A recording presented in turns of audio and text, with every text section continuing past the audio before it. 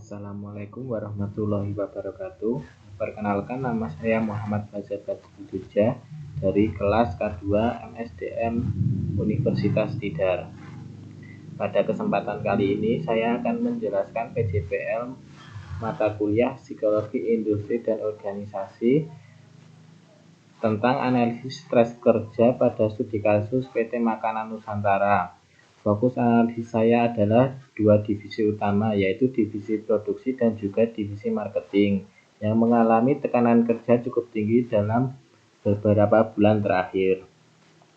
Secara singkat, divisi produksi menghadapi lonjakan permintaan produksi sehingga harus menambah shift malam dan mempercepat prosedur kerja. Sedangkan divisi marketing menghadapi tekanan penjualan dengan anggaran terbatas sehingga harus merespon keluhan konsumen secara cepat, khususnya di media sosial. Saya mengidentifikasi berbagai sumber stres atau stresor.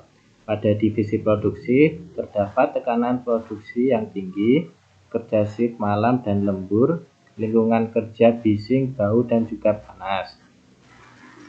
Selanjutnya, perubahan prosedur mendadak dan tidak seragam. Ada juga konflik antar shift, yaitu shift pagi dan juga shift malam. Selanjutnya, ketidakpastian terkait otomatisasi. Ada juga tekanan fisik dan juga kelelahan karyawan.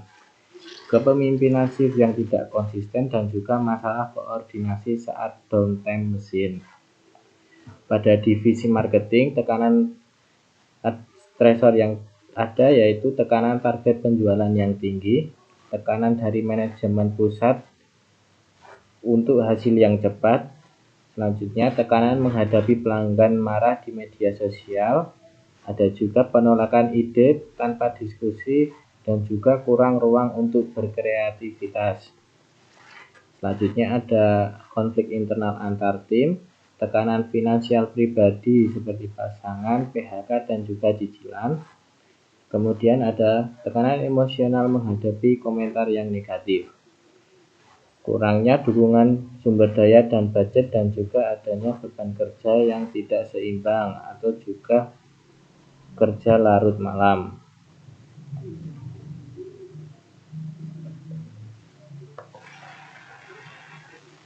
Dari berbagai stresor tersebut, saya menganalisis dampak atau strain yang mungkin muncul pada karyawan. Ada divisi produksi, karyawan bisa kelelahan fisik yang kronis, gangguan tidur atau insomnia, konflik antar shift meningkat, menurunnya produktivitas, dan juga potensi kecelakaan kerja. Pada divisi marketing ada burnout emosional, gangguan konsentrasi, kecemasan sosial, dan menurunnya kreativitas. Selanjutnya ada juga withdrawal atau menarik diri dari diskusi, dan juga turnover intention atau niat ingin keluar dari pekerjaan yang dijalani saat ini. Tren ini tidak hanya berdampak pada individu, tapi juga menurunkan performa tim secara keseluruhan.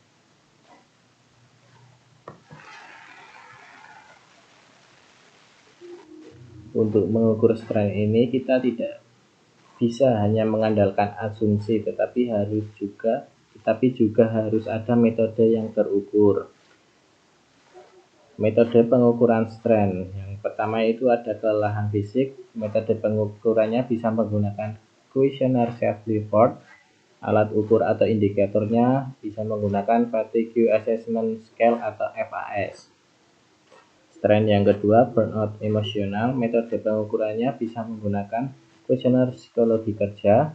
Alat ukur atau indikatornya bisa menggunakan Maslach Burnout Inventory atau MBI. Strain yang ketiga itu ada gangguan tidur. Metode pengukurannya bisa menggunakan survei kesejahteraan. Alat ukur atau indikatornya menggunakan Pittsburgh Sleep Quality Index atau PSQI. Strain selanjutnya itu konflik kerja. Metode pengukurannya survei konflik.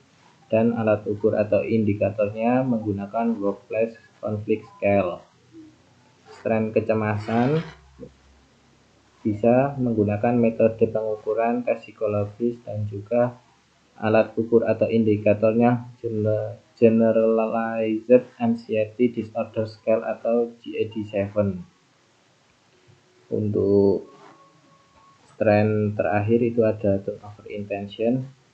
Metode pengukurannya bisa menggunakan survei niat pindah kerja atau juga intention to leave questionnaire. Dengan alat ukur ini kita bisa tahu apakah stresor yang ada memang menimbulkan stres atau justru tidak terlalu berdampak pada sebagian orang.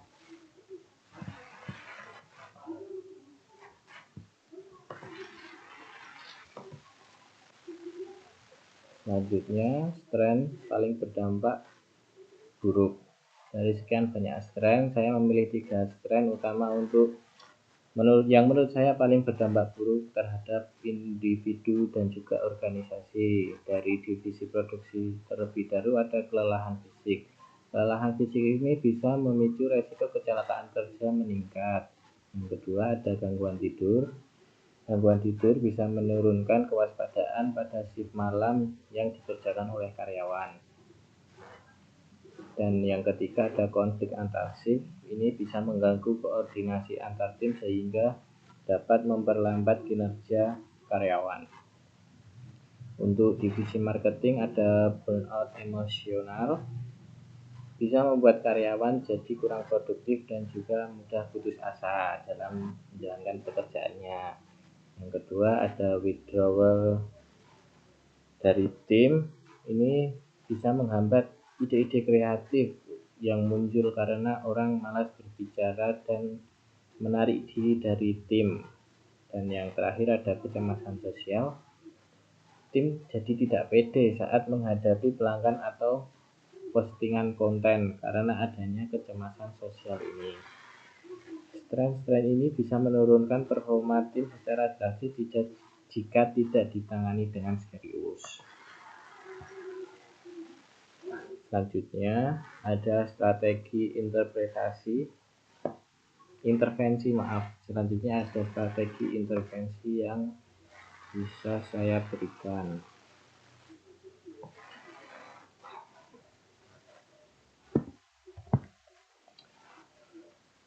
Yang pertama itu tipe intervensi organisasi. Divisi produksi bisa melakukan tambah personel shift dan juga revisi SOP yang seragam.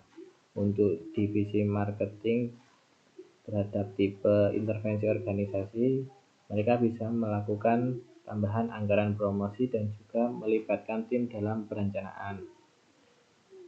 Untuk tipe intervensi kedua yaitu kepemimpinan.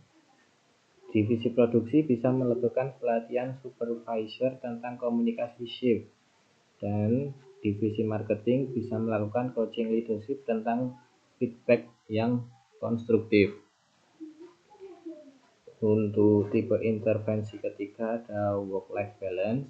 Divisi produksi bisa melakukan jadwal kerja yang bergilir dan juga adil. Selanjutnya, mereka juga bisa memfasilitasi istirahat yang memadai bagi karyawannya.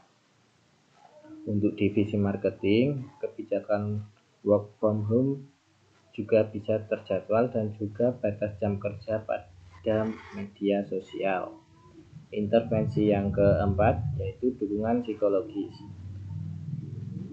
Mereka bisa melakukan konseling stres kerja dan juga program kesehatan tidur bagi karyawannya. Untuk divisi marketing, mereka bisa melakukan Employee Assistance Program atau EAP untuk masalah emosional dan juga keuangan.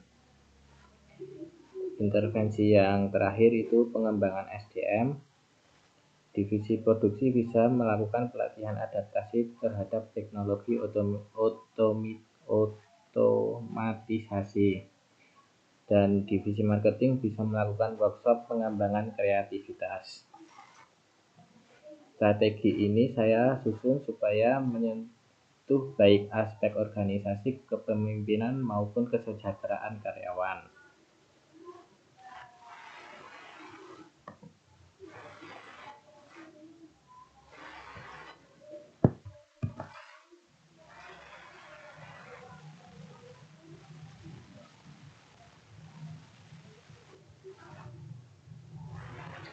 Baik, sebagai penutup saya ingin menegaskan bahwa stres kerja itu wajar, tapi jika tidak dikelola dengan baik akan menurunkan produktivitas dan kesejahteraan karyawan. Oleh karena itu, intervensi stresor dan strength secara tepat sangat penting untuk menjaga performa tim pada PT Makanan Nusantara ke depan.